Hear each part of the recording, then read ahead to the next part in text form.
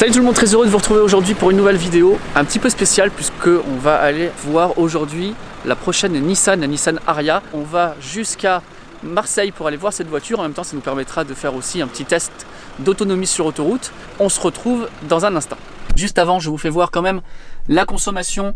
Il nous reste 47% de batterie et on a donc fait 183 km essentiellement par autoroute, consommé 35 kWh avec une moyenne de 190.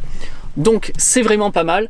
Maintenant on passe à l'Ariya et si vous êtes intéressé par ce type de vidéo, merci d'ores et déjà de vous abonner parce que c'est grâce à vous et à vos abonnements que je peux être invité à ce type d'événement pour voir les voitures en avant-première.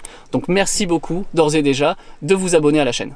Bonjour tout le monde, aujourd'hui donc je suis avec Alain Lemeur de Nissan. Bonjour. Bonjour. Merci de nous accueillir aujourd'hui dans ce beau studio photo pour la présentation de la nouvelle Nissan Ariya. Est-ce que tu peux nous en parler, des caractéristiques de ces véhicules et quand est-ce qu'on va pouvoir le voir sur nos routes? Alors oui, on est sacrément content en avant-première effectivement de te faire découvrir ce nouveau crossover 100% électrique. Il arrive au deuxième semestre sur les routes d'Europe. C'est vraiment le renouveau de la marque. Alors ça se voit tout d'abord par le nouveau logo. C'est la voiture qui inaugure le nouveau logo. C'est un grand crossover de 4,60 m. C'est à mi-chemin entre un Qashqai et un X-Trail. C'est le crossover qui inaugure la nouvelle plateforme CMF EV de toute l'Alliance en 2023. Un véhicule sur deux chez Nissan sera électrique ou électrifié dans la gamme. Là, on arrive avec un deuxième produit 100% électrique pour l'Europe et un produit qui est dans tous les forces des gènes de Nissan puisque c'est d'un côté les crossovers dont on est numéro 1 et de l'autre l'électrification inspirée par la Leaf. Donc c'est une vraie volonté effectivement que ce soit en 100% électrique ou en électrifié puisque le prochain Qashqai ne sera qu'avec des motorisations électrifiées aussi. Plusieurs variantes de batterie, est-ce que tu peux nous en parler? Alors oui, effectivement, 5 versions en tout pour l'Europe. Et ces 5 versions-là, c'est soit traction, soit 4 roues motrices.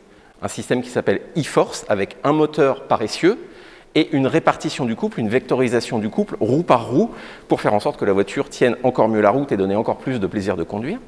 Et puis, c'est des motorisations qui vont s'échelonner de 218 à 394 chevaux. Deux batteries, 63 ou 87 kWh utiles. L'autonomie, elle pourra aller, pour la version la plus autonome, jusqu'à 500 km, sous réserve d'homologation, mais a priori, on s'attend à au moins 500 km pour la version la plus autonome.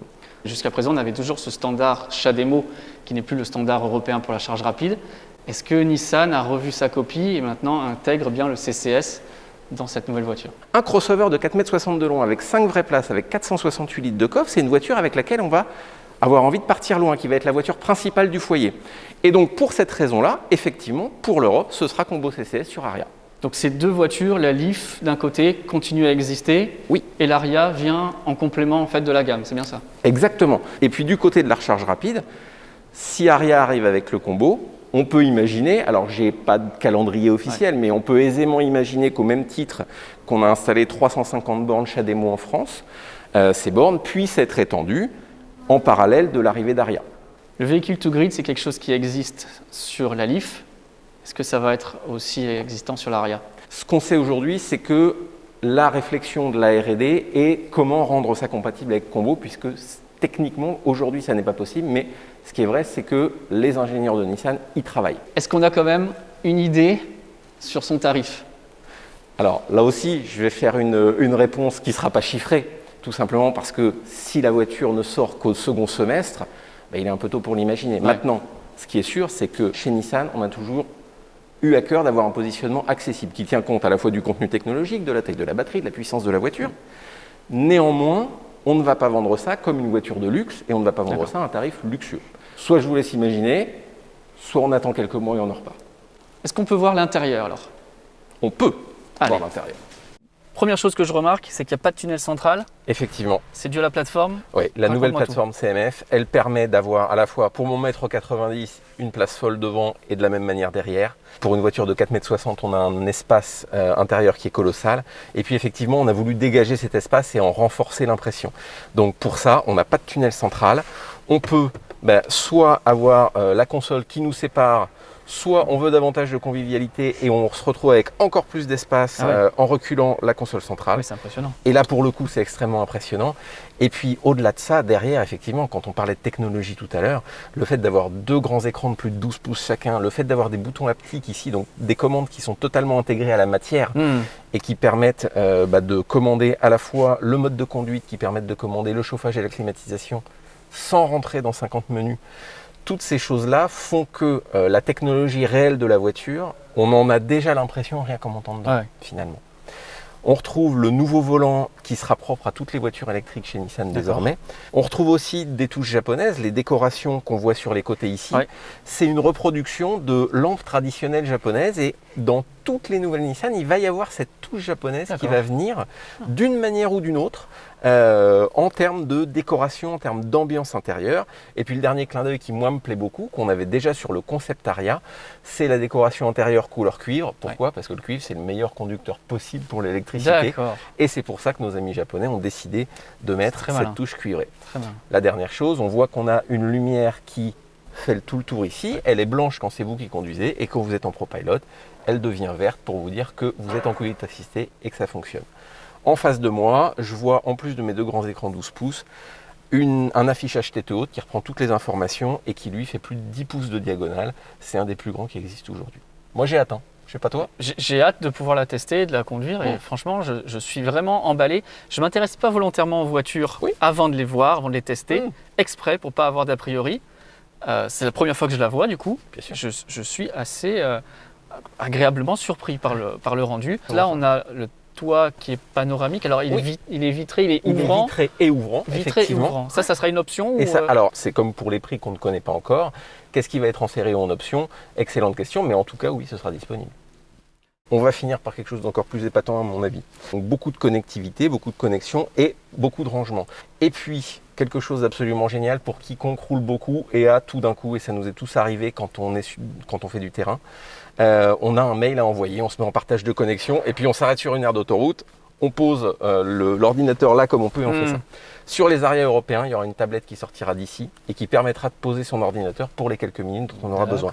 C'est la petite innovation toute simple mais extrêmement pratique et encore une fois quand on parle d'accessibilité chez Nissan, ce genre de détails au-delà de la conduite assistée, au-delà des grands écrans, au-delà de toutes ces technologies-là, c'est encore une fois un détail pratique pour nos clients. Alain, merci infiniment de nous avoir accueillis aujourd'hui dans ce studio pour la présentation de la Aria.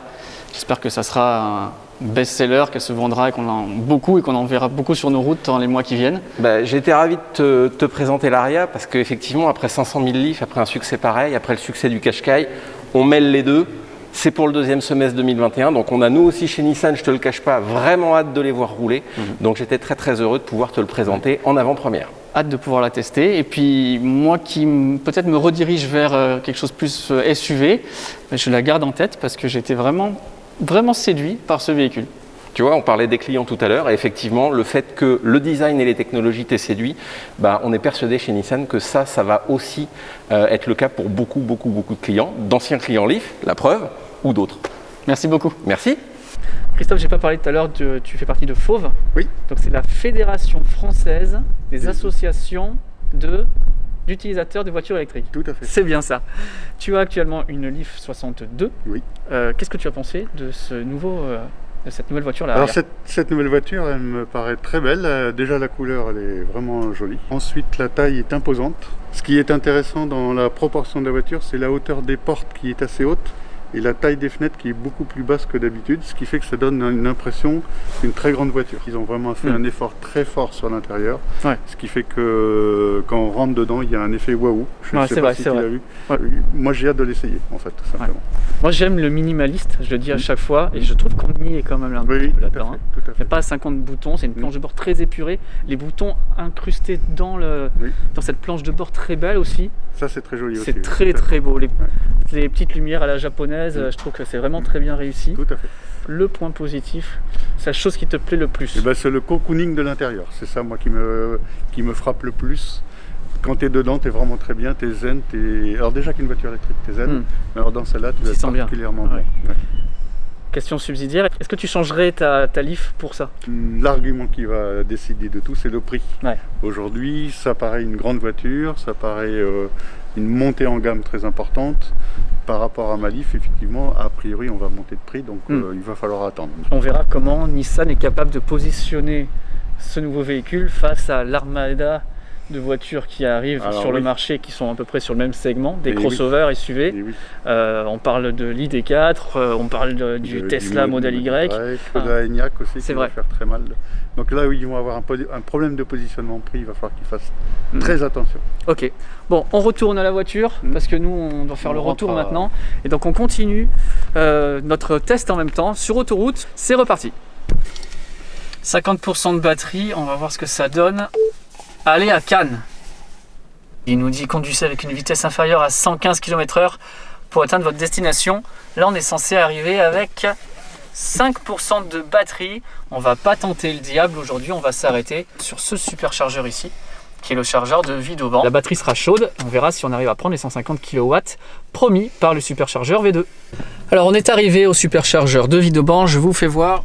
Jusqu'à présent, regardez, c'est plutôt bien. 307 km de parcouru, une consommation qui est de 179, 55 kWh de consommé. Et si vous voulez plus d'infos, comme d'habitude, n'oubliez pas de vous abonner à la chaîne, c'est très important, merci. Il faut appuyer sur le bouton qui est là. Ça ouvre. Et ça ouvre automatique, ça l'est tout automatique. Normalement, il n'y a rien d'autre à faire. Ça clignote bleu. Ça fait claque là-bas. Et c'est vert, ça y est. Et c'est parti. On a 10 bornes ici de Tesla et on a 4 Ionity en face. Et il y a une dernière Ionity qui est là-bas. Celle-là, c'est du 50 kW. Elle est en tri standard, donc vous pouvez notamment vous brancher avec votre Leaf, monsieur. C'est pour les ancêtres. On va regarder dedans. Le maximum sur un V2, c'est 150 kW. Là, on a 137. Ok, on a chargé 25 minutes, une demi-heure. Je vous fais voir où on en est. 84%. Il resterait 25 minutes pour aller jusqu'à 100%, mais ça ne nous intéresse pas. D'autant que là, maintenant, on charge plus que à 46 kW. Donc pour nous, c'est bon pour aujourd'hui. Allez, on débranche. Il faut laisser le doigt appuyé. Ça passe au blanc et voilà. Je prends le manche. Allez. Il se met en route très rapidement par rapport à ma Nissan Leaf. Ma Nissan Leaf, il faut attendre un petit peu. Ben, c'est parti mon kiki, il n'y a plus qu'à la laisser conduire jusqu'au bout. Allez à Cannes. On arrivera avec 68% de batterie. Avant de se quitter, je vous fais voir la consommation puisque c'était notre fil rouge de la journée. On a consommé là depuis qu'on est reparti du superchargeur 9 kWh supplémentaires. Donc aujourd'hui on aura consommé l'équivalent de 64 kWh. On a fait aux alentours des 370 km et c'était essentiellement de l'autoroute. Donc est-ce que l'on peut faire 400 km sur autoroute avec cette Tesla Model 3? La réponse est définitivement oui, c'est tout à fait possible. J'espère que vous avez adoré la présentation de la Ariya. Merci infiniment aux équipes de Nissan qui nous ont invités aujourd'hui pour pouvoir voir ce véhicule en avant-première. On aura, je l'espère, l'occasion de pouvoir la tester vraiment sur nos routes très bientôt dans les mois qui viennent. Si cette vidéo vous a plu, merci infiniment de vous abonner à la chaîne. C'est vraiment très important pour moi. Ça nous permet de pouvoir tester des véhicules comme ça en avant-première, d'avoir un poids nécessaire pour pouvoir contacter les différentes marques et les différents distributeurs. Donc merci à vous de vous abonner une fois de plus. On se retrouve nous en tout cas très bientôt pour de prochains épisodes. N'oubliez pas aussi de nous lâcher un grand pouce bleu si cette vidéo vous a intéressé. Salut tout le monde!